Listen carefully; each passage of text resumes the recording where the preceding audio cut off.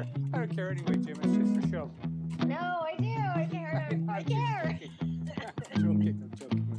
I care so much.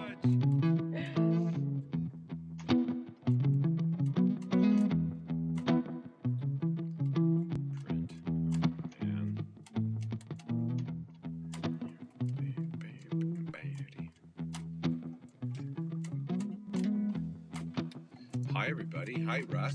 Hi, Mandy Stobo. How is everybody? It's Easter Monday.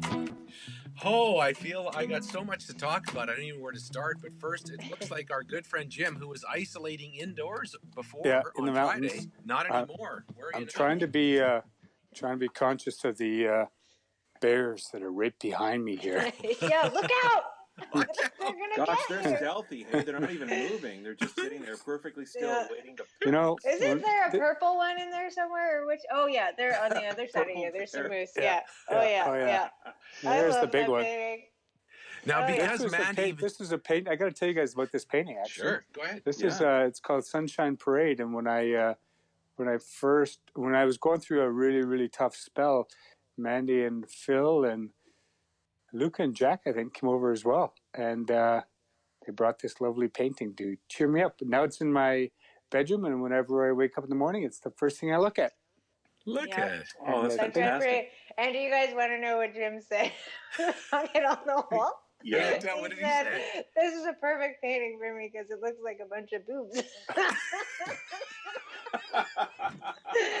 And I was like, "What? It's see, but when you're lying on your photorealism landscape." but when you're lying on your side, Mandy, you see, and you're waking up groggy, and you were on medicine. I know. It was just one of my favorite things because it's not something you expect when you're making a landscape painting. But now that I'm making them, I'm like, I hope this is what people feel when they see it. I hope people see a field of boobs. Yeah. Whatever it takes to cure anything. Yeah, I guess maybe that's again why I smile every morning. I just want to know, maybe when we're chatting with the doctor at some point, we'll say now, what is often seen as a cure? And they say, well, we recommend for certain types of cancer a field of boobs. That's what we recommend. Yeah, I'm a case study on that, actually. and your hat kind of matches. So look at you go, Jim. Yeah, I'm a garden elf as well. Well, at least we have a theme for today. So that's good. I love you so much. I miss you guys. See, this is what I needed over the weekend. Me too. How are you doing, Rusty? What's going on in your world? Oh, I'm good. You know, it's I'm working on a really interesting project with an artist named Jason McCoy out in Ontario, and we're kind of doing this remote co-production together of this great song he wrote called "We Are One" that he's releasing this week. And we have people from all over the world on it. So I wake up with audio files from people from Greece and Kazakhstan and Australia, and it's incredible. But it's a absolutely ginormous amount of work. So this weekend I was at the studio every day at 7 a.m. You know, the studio where I'm the only person here, so I'm still isolated. Yeah. And I've just been trying to put this whole project together, and it's a real labor of love with everyone, and it's very inspired. But it's also just a huge amount of hours to put in. So. Wow. Mm-hmm. What's any time frame on that? What are we hoping for? Yeah, this week. No pressure. Pressure's on. I know. So after we're done here today, I'll have to mix for the next 8 or 9 hours and get it all happening. So Wow. Cool. Yeah, it's nice. Good on you. Well, we look forward to hearing that. How was your weekend, Mandy Stobo? Oh, it was amazing. It was so amazing. Luca is like just such a ball of light right now, and he has been so excited for the Easter Bunny. And I do the same thing I do with our crafts. I really try and lower their expectations, and then I blow them out of the water. So I was like, I don't think you can come. I was talking to Mel about it, and she had posted that, should we tell everyone that the Easter Bunny is working on the vaccine because it just doesn't show up. Anyway, so it was amazing. He was so excited, and Jack is like way taller than me, so watching these two kids go around find all the eggs was wonderful. It was so good. Yeah. There may have been a couple of glasses of wine at our house on Saturday night because I could tell. I thought, like, I'm not a big wine guy. I'm not, but by I don't know, whenever the kids were finally asleep and then Blythe and I were gonna hide the eggs, I literally was taking eggs like going like this. There they go. I just bouncing all over the living room. Like, here, kids, I got you a pack of cigarettes. Exactly. Knock yourself out. We had a great Easter egg race as well. We had, because the kids are living in the house next door. They showed up at the back door with Easter Bunny costumes on, and so I opened the gate. They burst in. Jack tried to take the outside lane, hit a patch of ice, rolled into the garage. It was epic. 21, 20. There were 21, 20, and 18-year-olds running around through the backyard. That is amazing. Super competitive on the Easter egg hunt. That's so good. That was one of my favorite Easter memories is brunch at your house, Jim. That was a beautiful And he did an amazing Easter egg hunt. Yeah, you were there, Dave. That was we so have special. pictures of that. Yes. Yeah, that was. Was that the year that we went out into the park to hunt for Easter eggs? No, we did not. No, we were in your did yard. The hunt in the back, right? Yeah. I think that was the next year with your real friends when you did that one. No, it was the year before with my real friends. No, after that I had to tell Jack, like, that was an amazing brunch. We'll never get a spread like that again. Yeah. Don't expect me to have such a special Easter. But we're lucky that we got it. Yeah. Tracy knows how to do that stuff up so well. She's the best, yeah. That's so good. Let's, you know what, though? Speaking of kids, now that we've got our field of boobs covered, I guess we have to quickly transition into the kids part of the show. I'm so sorry. You see it, right, Dave? You see it, right? Now, you know what? This makes me very excited about what the craft is today. Mandy, what do you have planned? Welcome, everyone, and happy Easter Monday. It's time for Mandy Stobo craft time. All right, Yay. Are you guys ready? Yes. Can I get a little bit of magic so I can get on over to the studio?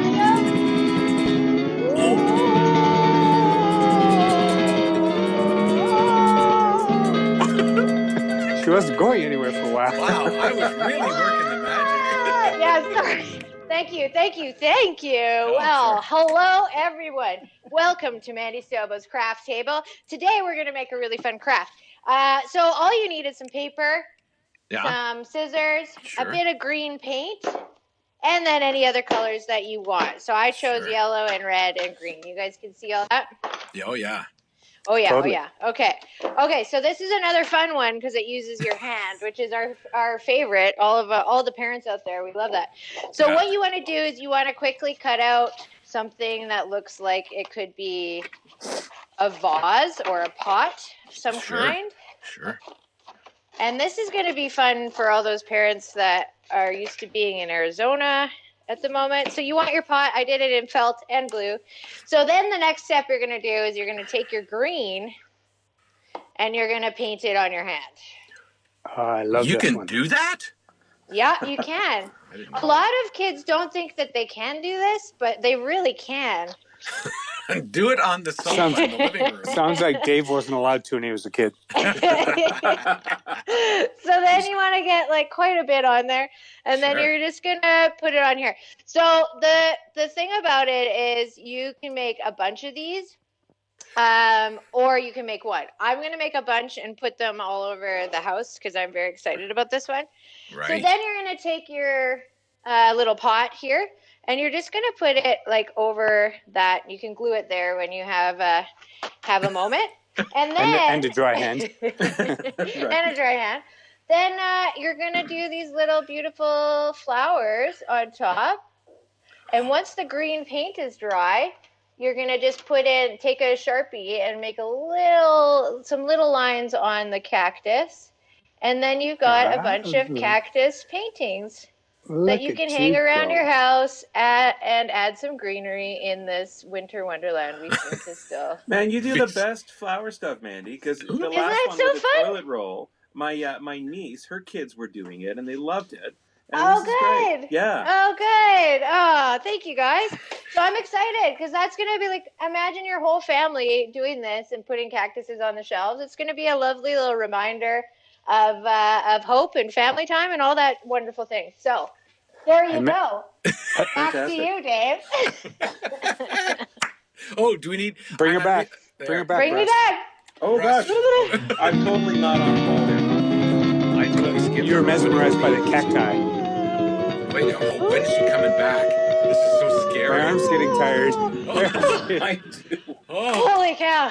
That is such a long journey, but man, is it fun.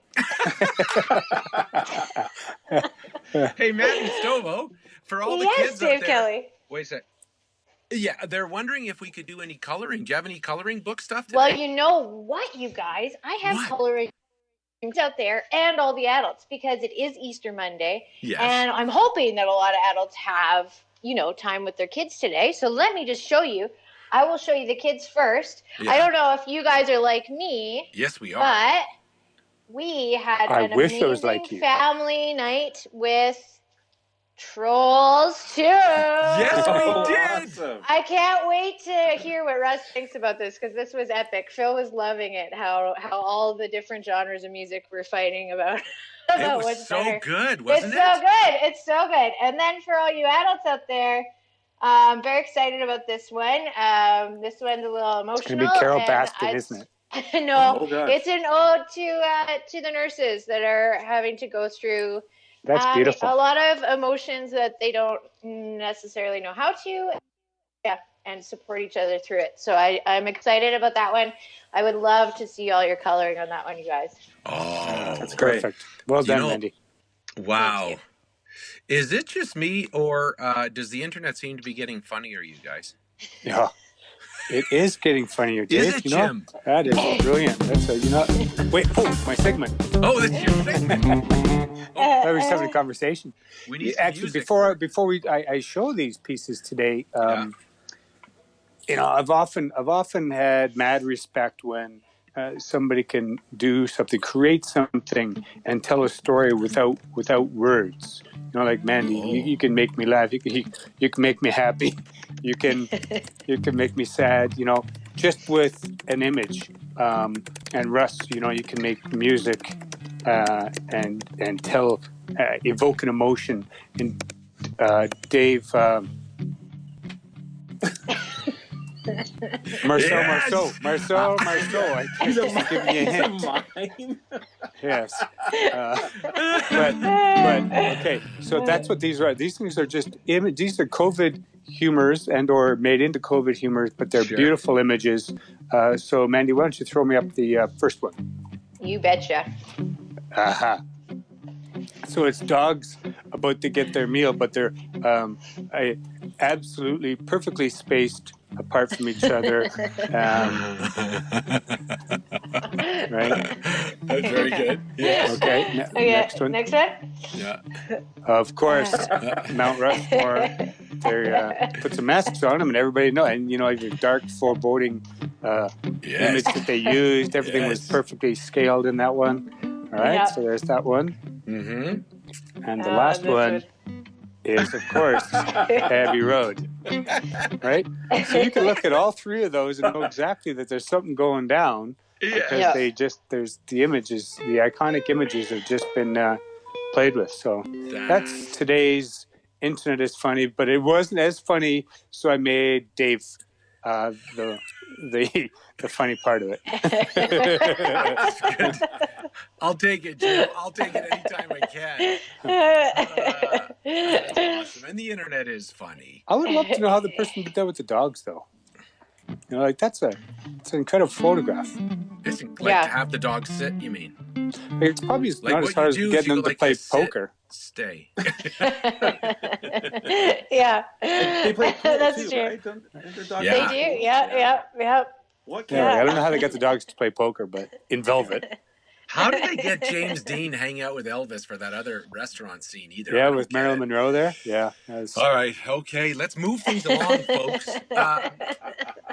Ladies and gentlemen, our special helper today doesn't know that she's a special helper. So Mandy, can you call her on? Then we'll just chat with her, and but you can also introduce her. But while you get her phoned, why don't I read a little bit about her? She is the clinical assistant professor at the Department of Obstetrics and Gynecology. She's also the Master of Science in Protein Chemistry from the University of Calgary.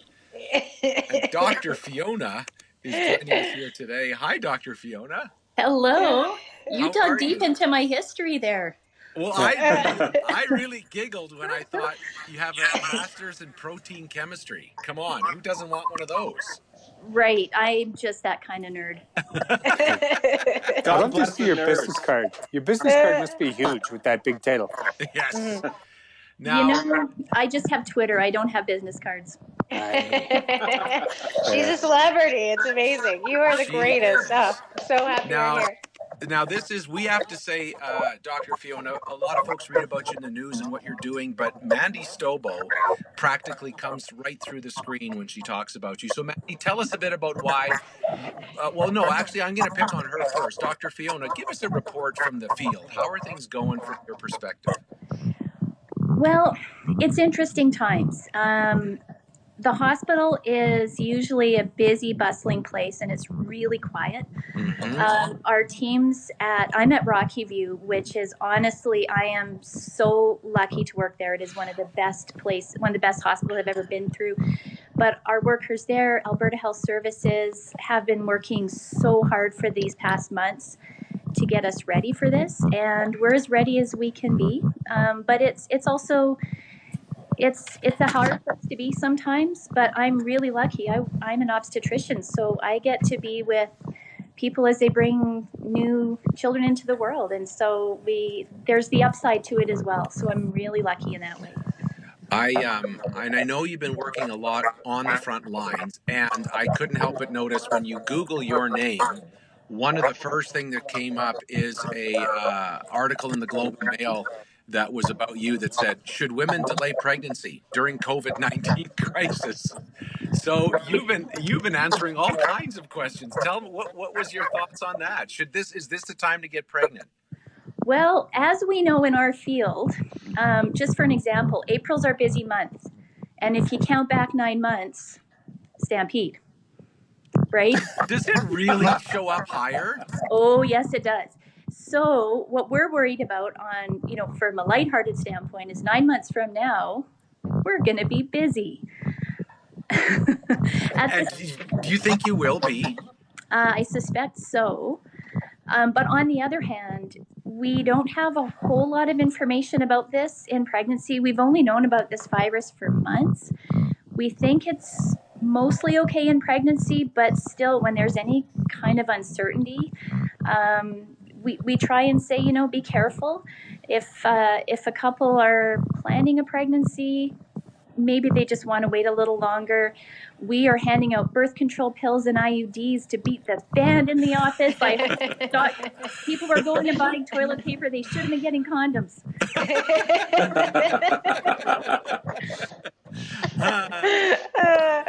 I love you. Now, Dr. Fiona, I don't know if you have a frog chewing on the bottom of your phone, but you sound a little. It's when your phone moves, it sounds funny. Is it possible that there's something rubbing on that phone? Do you think it was probably my hand because I'm not used to this? Oh, you're perfect. Now, Mandy Stobo, you have a personal relationship with Dr. Fiona, and not only that, a birthing story. Is this true? This is so true. I love Fiona so much.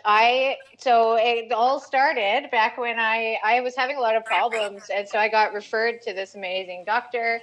And in that time that I was waiting to see Fiona, I ended up getting pregnant. So then I had the greatest doctor for my pregnancy, which was amazing. But then we became incredibly close friends, and so I think we had to move over to friendship and no longer have a patient-doctor relationship. It's too much. But the best thing is she brought Luca into the world. Really? Wow. She brought Luca into the world by, in many ways. Obviously, I trust her. She's a genius and she's magical. And so she got me all ready and I was excited. And she dealt with Phil. Like Phil was in the corner with a toque on and a hood on. And I was like, ready to have a baby. And then she came in and said something. I don't even remember what you said, but she said a joke and I laughed, and Luca flew on out. It was like the greatest moment of my life. And it was such a different story to Jack, because when I had Jack, I was 22. They didn't call the doctor. I was in the dark by myself. They told me I didn't know what pain was. I wasn't giving birth. So it was just an incredible experience with you, Fiona. I love you so much. Oh, that's awesome. Yeah, I should have named Luca. What? We don't always see babies being laughed out. That was spectacular. Really? Holy moly. The kid came rolling. Boom, boom, boom, boom, boom. She's just such an amazing person. And I have a history of trauma, and I had not the best experience with Jack. And she was just so caring and incredible. And through that experience kind of healed so many things, just like you do with everyone. Everyone I know that has met you are just so touched by you. And you're just such a special human being. I love you so much. Oh, yeah. Beautiful. Thank you.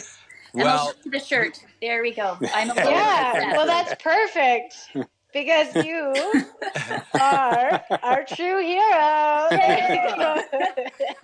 So what we do every show, Fiona, we give out a helper hero award, and we decided, or Mandy especially, but all of us thought you deserve the award today. So we want to say thanks for the work you do.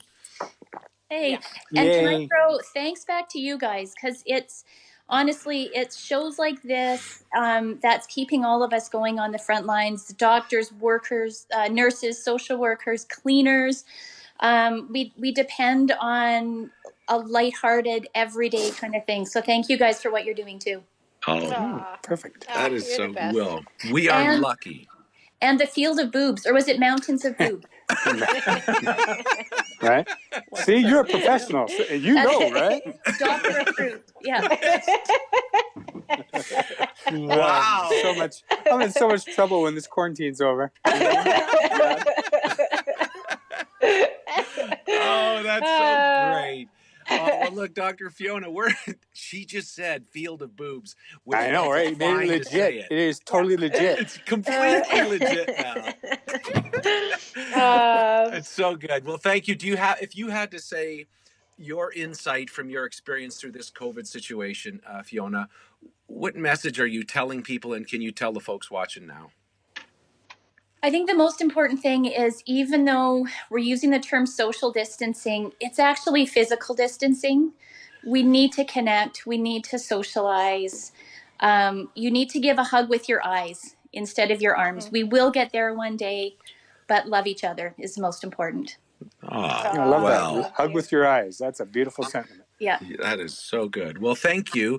And you don't have to stay and listen to me and Jim be idiots for the next 20 minutes. I mean, you're more than welcome. You're more than welcome. We'd love to have you there. I know you have a life. You gave me some serious, credibility. Yeah. So if you want to go, you feel free to go. And we just want to say thank you so much for being part of our show and being part of the city. Thanks, Fiona. Thanks, guys. Thanks for what you do. You too.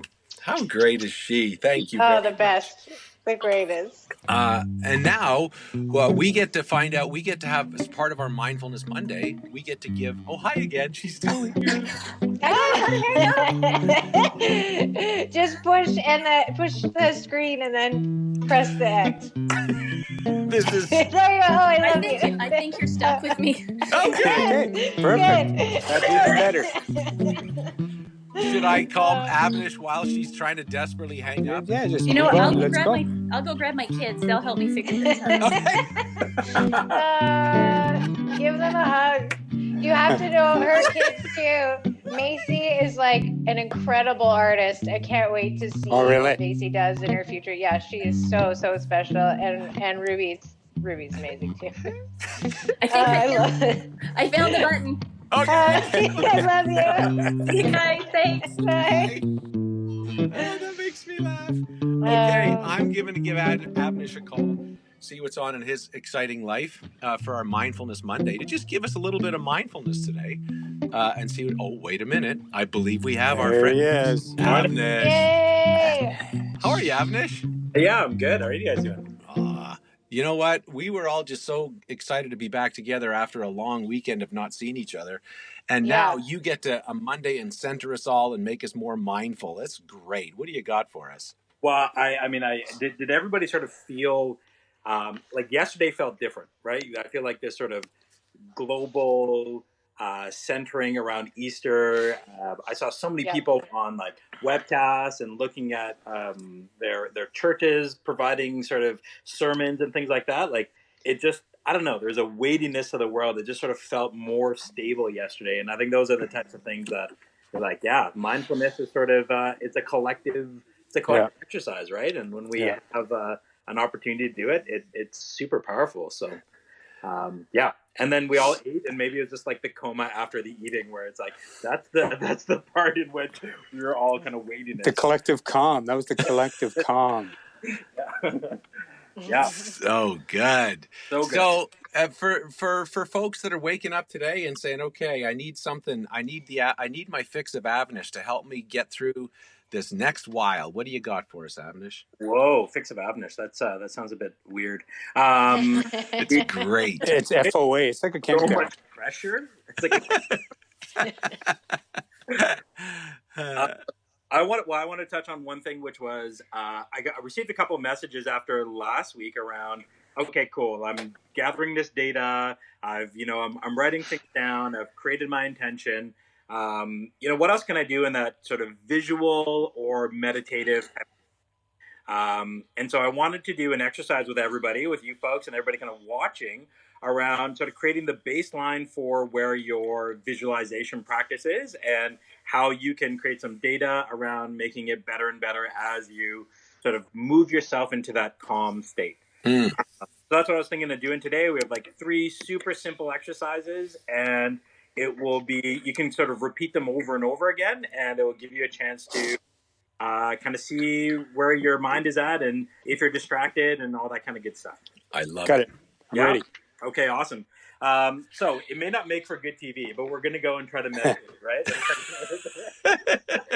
Dave's like, what are we doing? This is not... Nothing says set it on fire like a bunch of people staring vaguely off in space. Yeah. Let's do it.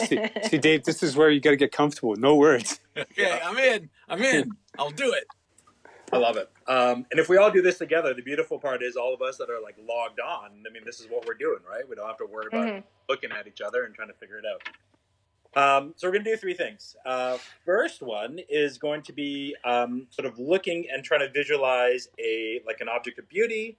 The second one is like a food, and then the third is going to be more of a person. And I'll walk you through sort of each one. But to get us there, and they talk about sort of alpha brainwaves, right? So your brain cycles at a number of different cycles. It can move all the way from like 4 to 6, which is sort of unconscious level, all the way up to beta, which is 20 or 25 to 30 cycles per second.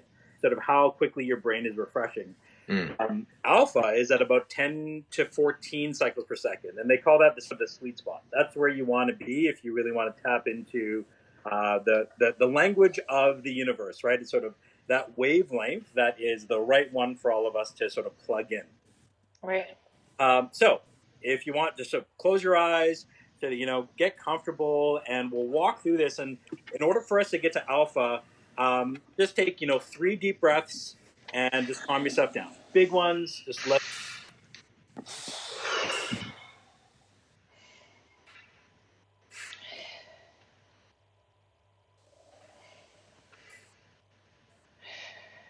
Okay, right on. So now, with your eyes closed and you're looking at your visual plane, I want you to roll your eyes up probably about 10 to 15 degrees upward. So you're sort of looking upward a little bit. And you want to find something called a mental screen. And so that's not the back of your eyes, but it's an area in front of you where you can start to visualize objects, colors, that kind of stuff. And once you've got it, I'm going to ask you to put a rose up on there. Okay. I want you to see and look at the color of the rose. Take a look at how many leaves it has. Maybe it doesn't have any at all. Does it have thorns? Is it open? Is it closed?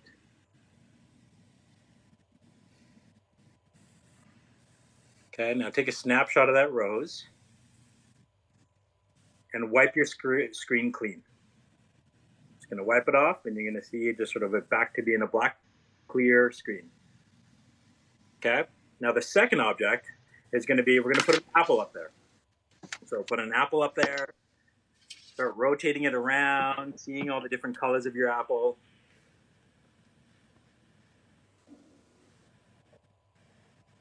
Okay, now you're going to take a bite out of that apple.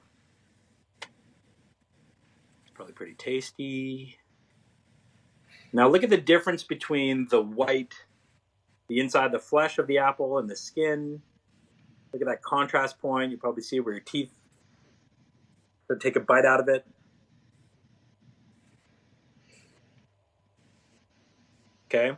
Now I'm going to ask you, in your mind's eye, now change that apple to a bright yellow. Change it to blue.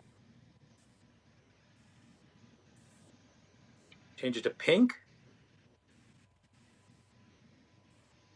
Change it to purple. And finally change it to black.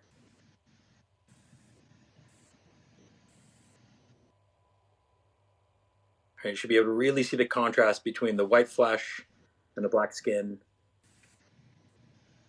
And okay, awesome. So open your eyes. So did anybody have, was it the colors part on the apple is a tough one?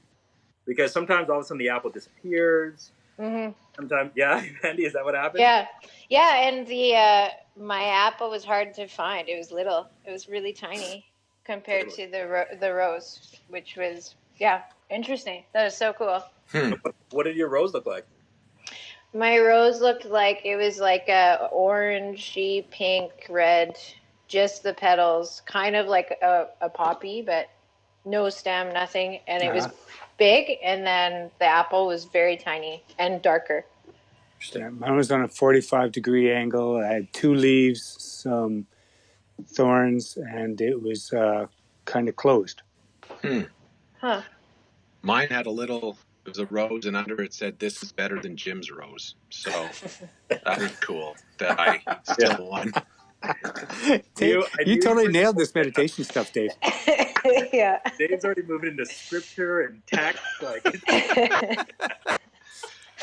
had a hard time with the apple. Sure. I saw the apple when you said it. Actually, a cherry came up and then converted into an apple. But when I got to the black apple, it totally, I couldn't do it. Totally. Mm-hmm. Yeah. Mm-hmm. Blue is a really tough one for me. I feel as though it almost, I've got to almost imagine like a candied apple, where it's functional and a coating on it. So the cool part is each one of us had a totally different rose. We had a totally different sort of apple experience, right? In the ability to sort of swap out colors. We want this space to be as dynamic and as colorful as possible. And so it's these exercises that allow for us to be able to see detail. Sometimes they almost fade out like the photos in Back to the Future, right? Where it's like you can see some detail and others not, and it's just a really interesting way of being able to gauge where's your mind at, how focused can you be, and how sort of creative can you be when we're creating sort of unreal situations, right? Like a black apple or a purple apple. Yeah. That's what mind being like, what? Wow. So that's kind of the fun part of it, and a good way to be able to kind of get yourself into a way where you can start thinking about your visualization. The application now is sort of this next exercise. So once again, I want you to close your eyes, one deep breath, get back into it, sort of calm yourself down. Roll your eyes up to that about 10 to 15 degrees so you can see your mental screen. And then this time we're going to make it more difficult, and we're going to put a human up there. So I want you to see Jim up on your screen. And so you may see sort of quirky Jim with his glasses and his village toque. You may see the Jim button. You may see Jim on his on the village ice cream, package with his red sweater. Maybe in a field. Like a field of boobies. Boobs. Just happier than he's ever been. This is finally got me there. Sorry. I'm so sorry. And then I want you to just hammer Jim. Just hammer him with white light. Just smash that photo and just project as much white light as you can onto whatever version of Jim you see on your screen.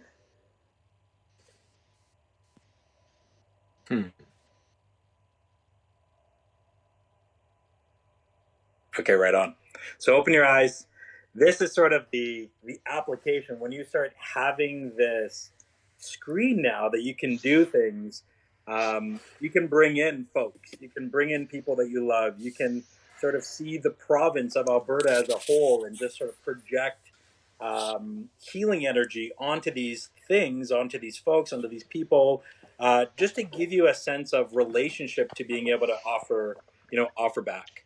And when we look at humans, I mean, that's a tough one, right? Like being sort of Jim with the qualities of Jim and the characteristics, and like the more and more you can do this, then the more and more vivid those images get. I think it's a really cool way to sort of center our minds.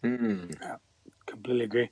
I'll tell you, I'm a big believer in. I went to the school of Avnish a bunch of years ago, and to the point where I eventually that one day saw would go down and visit my tumor and try and just look at it, and then all of a sudden it started lightsabers and laser beams at it, and then didn't like that, so Avnish and I talked, and we decided to send little baby buffaloes on it to trample it, and so I got in, and that happened, and the mushroom was up in the air, and I couldn't, or the tumor was up in the air like a mushroom, and I couldn't get them there. So these, all of a sudden, without any of my control, these unicorns started picking them up. I'm in this meditative state, and I'm laughing because I'm going, this is crazy, but I'm still with it. And I come out of it, and I walk in, because I was doing this in my bedroom, and I walk out into the living room. Tracy says, "What's so funny?" I said, "You're not going to believe this one." But I truly, it is so helpful just to get you into a good spot. Right. But when you described Jim in a field of boobies, it's going to be my next visualization. Well, I can't wait to drop off this painting. Wow. I'm sorry, Tracy. That's great. That was great, Avnish. Jim's right on. Like, I think this is about make it as hyperbolic and interesting and funny, and it should really be sort of fascinating, right? Mandy, you want to send that apple from tiny to like massive, right? So big that you're carrying it around like a 30-pound pumpkin or something, right? Like just things like that are going to allow you to get out of sort of what we think is real and what is tangible into sort of anywhere else that we want to be able to take sort of our visual practice. Yeah. And how fun was it to just hammer Jimmy with the white light? As soon as that hit, then everything hit, didn't it? I was like that. Yep. As Mother Teresa would say, that's when shit got real. So it was really it was awesome. That's so good. Mother Teresa didn't say that, Dave. She didn't. Well, somebody has a mother named Teresa that said it. I'm Teresa sure. Johnson. I love that. Isn't that so good? Yeah.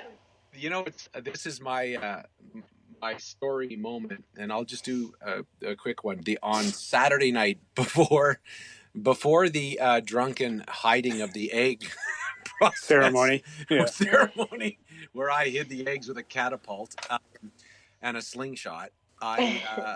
John and I and Tess were in Tess's room talking about the Easter Bunny and how exciting it all was, and then I went to tuck John into his room, and John, he suddenly became 17. He goes, Dad, someday you're just going to have to tell her. And I realized how, you know how it is when you're a kid and you learn things, and I don't want to give stuff away in case kids are watching, but that when you get to feel a little bit older, where you get to feel like you have some insider adult info. Right. And it was as exciting for him to talk to me like two adults. You know, Dad, we gotta bring her in on this one pretty quick. And in a way, it was a beautiful moment for everybody, because John was aware of the magic for Tess, but John was aware of I get to be an adult with my dad. And then I was even thinking today, Avnish, you're the guy that can say, hey, everybody, what if you're like the guy that John was talking about? You know, Avnish, pretty soon Avnish has to tell everyone what's going on, and you just did that. So for all of us trying to be adults like my son was on Saturday night, Avnish, thanks for helping us do that in a very positive way today. You're a good man. Love you guys. So I love you so much. So there you go. Let's bathe everybody in some beautiful white light. And maybe while we're doing that, we got to do some dancing, which I realized I forgot. One day, I'm going to get through a whole show where I remember everything. Not this one. Thank you, Avnish.